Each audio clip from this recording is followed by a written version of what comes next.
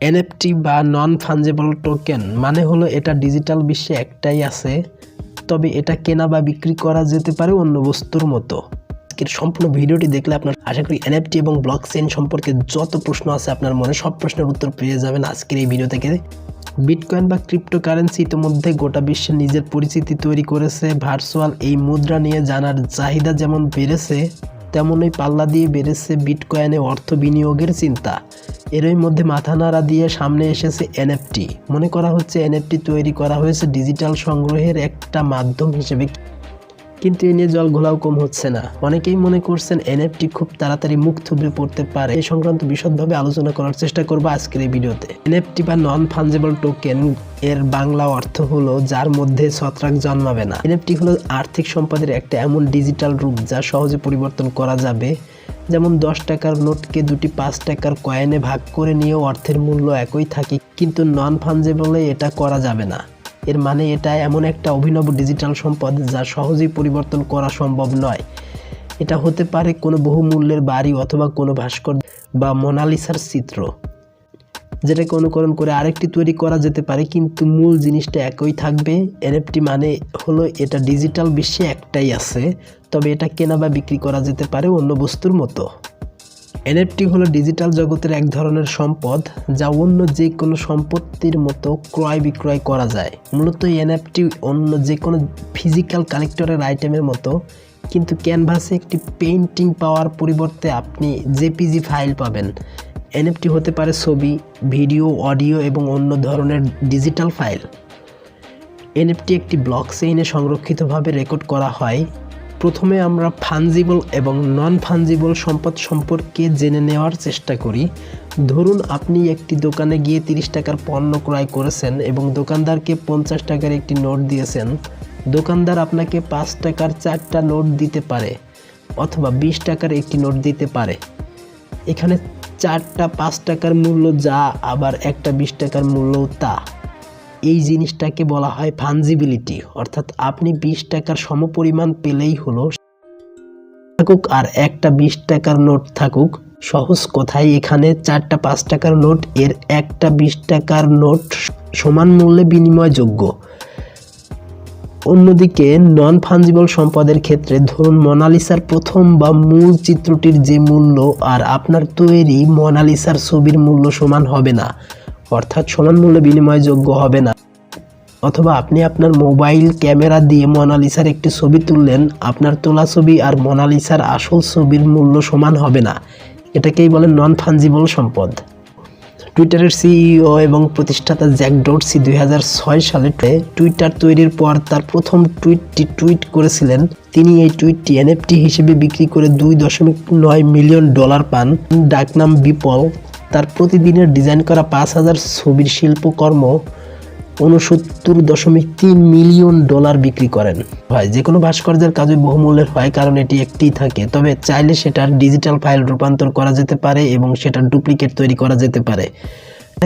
আর এনএফটির কাজ হলো এমন ধরনের শিল্পকে টোকেনাইজড করে মালিকানার ডিজিটাল সার্টিফিকেট তৈরি করা, যার সাহায্যে আসল জিনিসটিকে কেনা বা বেচা যাবে। সেটা আবার ক্রিপ্টোকারেন্সির সাহায্য নিয়ে কিনতে হবে। এর সাহায্যে ক্রেতার পরিচয় ও কি কেনা হলো তার একটা রেকর্ড ব্লকচেইনে থেকে যাবে। এই রেকর্ড বদলে ফেলা সম্ভব নয়, কারণ এটা বিশ্বের বহু কম্পিউটারের মাধ্যমে হয়, তাই কোনো না কোনো জায়গায় এর প্রমাণ থেকেই যায়। এই টোকেনের সবচেয়ে ভালো দিকটি হলো যতবারই টোকেন বিক্রি হবে ততবারই টাকার অঙ্ক ভালো পাওয়া যাবে। এখন আপনার মনে প্রশ্ন উঠতেই, এই ডিজিটাল আর্টের নকল করা হচ্ছে কিনা? সম্প্রতি $69 মিলিয়ন বিপলের আর্টের বহু কপি সামনে এসেছে। কিছু ক্ষেত্রে দেখা গিয়েছে শিল্পী নিজেই কপিরাইট সরিয়ে নিয়েছে, কিন্তু এনএফটি টোকেন বলে দেয় শিল্পের আসল মালিক তিনিই। অনেকে এই পদ্ধতিটিকে অটোগ্রাফ প্রিন্ট বলে মনে করছেন। সাধারণভাবে এর সম্বন্ধে কিছু বোঝা না গেলেও কিছু মানুষ রয়েছেন যারা এর পেছনে অর্থ ব্যয় করছেন। যে কেউ নিজের কাজকে এনএফটির সাহায্যে টোকেনাইজ করতে পারে এমন প্রমাণ মিলেছে এবং কয়েক কোটি ডলার ইনকামও করেছেন বলে জানা গিয়েছে। অ্যানিমেটেড জিফ নিয়ান ক্যাট বিক্রি করা হয়েছে প্রায় $5 মিলিয়ন। এটার বিষয়বস্তু 2011 সালের একটি মিম, যেটা একটি ফ্লাইং পপ চার্ট বিড়াল। সঙ্গীত শিল্পী গ্রাইমস নিজের কিছু ডিজিটাল আর্ট বিক্রি করেন $6 মিলিয়ন। ব্লকচেইন প্রযুক্তি একটি নতুন ধরনের ইন্টারনেটের মেরুদণ্ড তৈরি করেছে। যা ব্যবহার করা যাবে কিন্তু কপি করা যাবে না। একটু সহজভাবে বোঝার চেষ্টা করি। ধরুন এক ভদ্রলোক প্রচলিত ব্যাংকিং সেবার মাধ্যমে গ্রামে থাকা বাবাকে 5,000 টাকা পাঠালেন। তো এই লেনদেন ব্যবস্থাটিকে যদি একটু বিশ্লেষণ করি তাহলে ভদ্রলোক হচ্ছেন প্রথম পক্ষ ও তার বাবা হচ্ছেন দ্বিতীয় পক্ষ, অপরদিকে ব্যাংকিং সিস্টেম হলো তৃতীয় পক্ষ। তাহলে কি দাঁড়ালো? এই ব্যাংকিং সিস্টেমের মাধ্যমে লেনদেন করা সহ প্রায় সব ধরনের কার্যকলাপ সম্পন্ন হয়ে গেল। তার মানে দুইজনের কাছে অর্থ আদান প্রদান করতে যে সব সুযোগ সুবিধার প্রয়োজন পড়ে তার সবটাই ব্যাংক তার সেবার মাধ্যমে দিয়ে থাকে, যেটাকে আমরা ব্যাংকিং সিস্টেম বলে থাকি। ব্যাংকিং সিস্টেমকে যদি আপনি বুঝতে পারেন তাহলে ব্লকচেইন বুঝতে পারাটা আপনার জন্য সহজ। ব্যাংকিং সিস্টেমকে ব্লকচেইনের সাথে তুলনা করতে পারেন, তবে ব্লকচেইনের সিস্টেম মোটেও ব্যাংকিং সিস্টেমের মতো না। কোনো একজন লোক 10 জন বন্ধুকে টাকা পাঠাবেন এবং এই কয়েকজন একে অপরের সাথে সংযুক্ত হয়ে কোনো এক মাধ্যমে টাকা লেনদেন করতে পারে। একসাথে আন্তঃসংযোগ হয়ে টাকা হস্তান্তরের এই বিষয়টিকে ব্লকচেইনের ভাষায় আমরা বলি ওপেন লেডজার বা উন্মুক্ত লেনদেনের হিসাব বা খতিয়ান। উন্মুক্ত হওয়ায় পুরো ব্লকচেইন সিস্টেমটি ডিসেন্ট্রালাইজড রাখা হয়েছে। 10 জনের আন্তঃসংযোগের বিষয়টি খেয়াল করুন। দেখুন, যেহেতু তারা একে অপরের সাথে সংযুক্ত সেহেতু প্রত্যেকেই প্রত্যেকের অ্যাকাউন্ট সম্পর্কে ধারণা রাখে। ব্লকচেইনের আসল মজাটা আসলে এইখানেই, কারণ প্রত্যেক লেনদেনের সময় সংযুক্ত প্রতিটি অ্যাকাউন্ট স্বয়ংক্রিয়ভাবে আপডেট হয়। স্বয়ংক্রিয় এই বিষয়টি হলো ডিস্ট্রিবিউটেড ওপেন লেজার বা ডিসেন্ট্রালাইজড নামেও পরিচিত। তবে এখানে আপনার একটি সংশয় থাকতে পারে, যেমন কেউ তো তাহলে 100 টাকা পাঠিয়ে 1000 টাকা পাঠিয়েছে বলতে পারে। এই জন্য লেনদেনের পুরো সিস্টেমটিকে যাচাই বা ভেরিফাই করতে হয়, আর এই ভেরিফিকেশনের কাজটি যারা করে থাকেন তাদেরকে আমরা মাইনার বলে থাকি। এখন জেনে নেওয়া যাক ব্লকচেইনের উৎপত্তি সম্পর্কে। ক্রিপ্টোগ্রাফিক টেকনোলজি ব্যবহার করে ব্লকচেইন নিয়ে সর্বপ্রথম কাজ করা হয় 1991 সালের দিকে। যদিও তা সফলতার মুখ দেখতে না পাওয়ার ফলে তার ব্যবহার বিস্তার লাভ করতে পারেনি। এর প্রকৃত ব্যবহার কাজে লাগান 2008 সালে সাতোশি নাকামোতো নামে এক অজ্ঞাত ব্যক্তি বা একাধিক ব্যক্তি, যার পরিচয় এখনও অজানা রয়েছে, যিনি ক্রিপ্টোকারেন্সি তথা বিটকয়েনে লেনদেনের জন্য ব্লকচেইন টেকনোলজির ব্যবহার শুরু করেন বর্তমানে, যার ফলে ব্লকচেইন এর ব্যবহার সম্পর্কে আজ বিশ্বব্যাপী সচেতনতা বাড়তেই আছে। ব্লকচেইন হলো ব্লক এবং চেইন সিস্টেম। প্রতিটি ব্লক এক একটি অ্যাকাউন্ট, যার প্রতিটি লেনদেন ব্যবস্থাপনা চেইন আকারে পরিচালিত হয়। প্রত্যেকটি ব্লক হ্যাশিং এর মাধ্যমে উচ্চমানের নিরাপত্তা নিশ্চিত করে, যার ফলে কেউই এখানে হস্তক্ষেপ করতে পারে না। ব্লকচেইন একটি ইংরেজি শব্দ যার বাংলা অর্থ হলো ব্লকের তৈরি শিকল। এই পদ্ধতি প্রযুক্তি মূলত একটি লেনদেনের প্রযুক্তি, যেখানে এক ব্যক্তি থেকে অন্য ব্যক্তির কাছে অর্থ সরাসরি হস্তান্তর করা যায়। এই ব্লকচেইন প্রযুক্তি সবচাইতে গতিশীল এবং সুরক্ষিত একটি প্রযুক্তি, যেখানে কেউ চাইলে লেনদেনে কোনো গরমিল তৈরি করতে পারবে না। যেহেতু ব্লকচেইনের যাত্রা সফলভাবে শুরু হয়েছে বিটকয়েন ব্যবহারের মাধ্যমে, তাই সহজেই ব্লকচেইনকে বুঝতে হলে বিটকয়েন কিভাবে ট্রানজ্যাকশন হয় তা বোঝা গেলে বিষয়টি সহজে বোঝা যায়। এক ব্যক্তি বা প্রতিষ্ঠান ব্লকচেইন প্রযুক্তি নিয়ন্ত্রণ করে না। ব্লকচেইন প্রযুক্তি সম্পূর্ণ ডিসেন্ট্রালাইজড সিস্টেম। এককভাবে কেউ নিয়ন্ত্রণ করে না, এই চেইনের মধ্যে সকলে মিলে এর নিয়ন্ত্রক। এই প্রযুক্তি একেবারেই অপরিবর্তনীয়। এই প্রযুক্তিতে একটি লেনদেন হলে ব্লকচেইনে একটা ব্লক যোগ হয় এবং সেটা আর পরিবর্তন করা যায় না। ব্লকগুলো পাশাপাশি তাদের সৃষ্টির ক্রমানুসারে বসে। প্রত্যেকটা ব্লক তার আগে কোন ব্লক আছে সেটা জানে। এভাবে একটা ব্লকের সঙ্গে আরেকটা কানেক্টেড। কাজেই একটা বা শখানেক সার্ভার বা কম্পিউটার একসঙ্গে নষ্ট হয়ে গেল ব্লকচেইনের কিছুই হবে না। ব্লকচেইন প্রযুক্তি হচ্ছে তথ্য সংরক্ষণ করার একটি নিরাপদ এবং উন্মুক্ত পদ্ধতি। এই প্রযুক্তিতে তথ্য বিভিন্ন ব্লকে একটির পর একটি চেইন আকারে সংরক্ষণ করা হয়। এটি একটি অপরিবর্তনযোগ্য ডিজিটাল লেনদেন, যা শুধুমাত্র অর্থনৈতিক লেনদেনের জন্যই প্রযোজ্য নয়। এই প্রযুক্তি ব্যবহার করে যে কোনো কার্য পরিচালনা রেকর্ড করা যেতে পারে। ব্লকচেইন এমন একটি বন্টনযোগ্য ডাটাবেস যাতে অংশগ্রহণকারী পক্ষগুলোর মধ্যকার সব লেনদেন নথিবদ্ধ করে রাখা যায়। প্রতিটি লেনদেন আবার সিস্টেমের সংখ্যাগরিষ্ঠতার দ্বারা যাচাই করা হয়। ব্লকচেইনের গঠন। একটি ব্লকচেইন হলো কেন্দ্রিকতাবিহীন, বিভাজিত ও সাধারণ ডিজিটাল তথ্য ভাণ্ডার, যা অনেক কম্পিউটারের লেনদেন রেকর্ড করতে ব্যবহৃত হয়। যেন রেকর্ড পরিবর্তন কোনোভাবেই ব্লকের পরিবর্তন এবং ফলস্বরূপ নেটওয়ার্কের বিশৃঙ্খলা ঘটানো ছাড়া সম্ভব হয় না। এটা ব্যবহারকারীদের লেনদেন ও তার সময়কালের তথ্য সত্যতা যাচাই ও নিরীক্ষার সুযোগ দেয় অনেক সস্তায়। একটি ব্লকচেইন ডেটাবেস ব্যবস্থাপনার ক্ষেত্রে স্বশাসিতভাবে একটি পেয়ার টু পেয়ার নেটওয়ার্ক এবং বিভাজিত কার্যকাল নির্ধারক ব্যবস্থা ব্যবহৃত হয়। ব্লকচেইন মূলত একটি P2P নেটওয়ার্ক তৈরি করে, যেখানে ব্লকচেইনের প্রত্যেকটি ব্লকের ডেটা ইন্টারনেটে কানেক্টেড থাকে, যে কোনো ব্যক্তি ব্লকগুলোকে ভেরিফাই করতে পারে।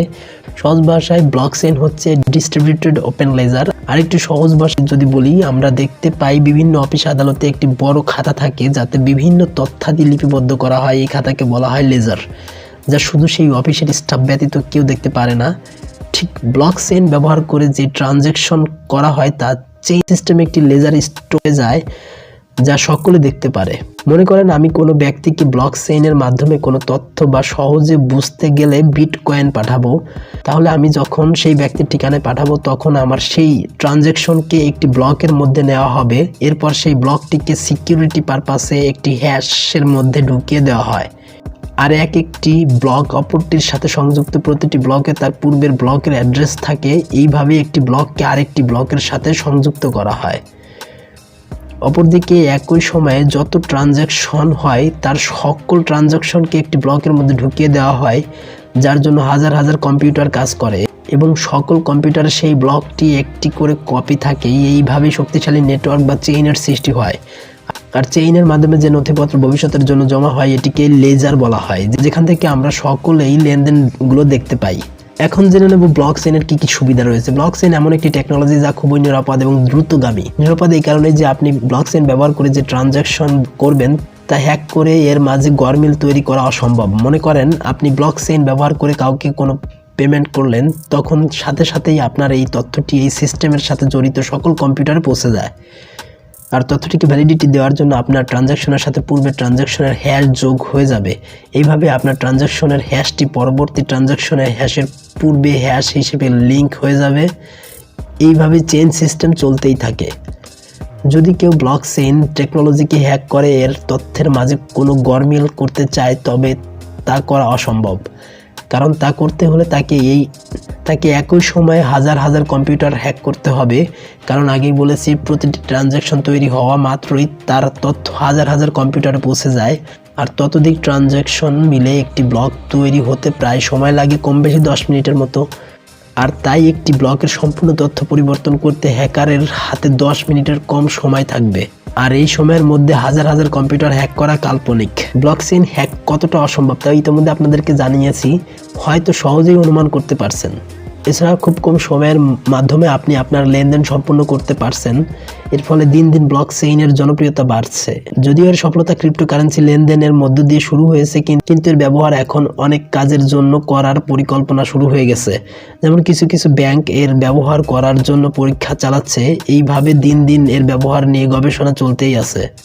উদাহরণ হিসেবে বাংলাদেশ রেলওয়ে অনলাইন টিকেটিং এর কথা চিন্তা করা যেতে পারে।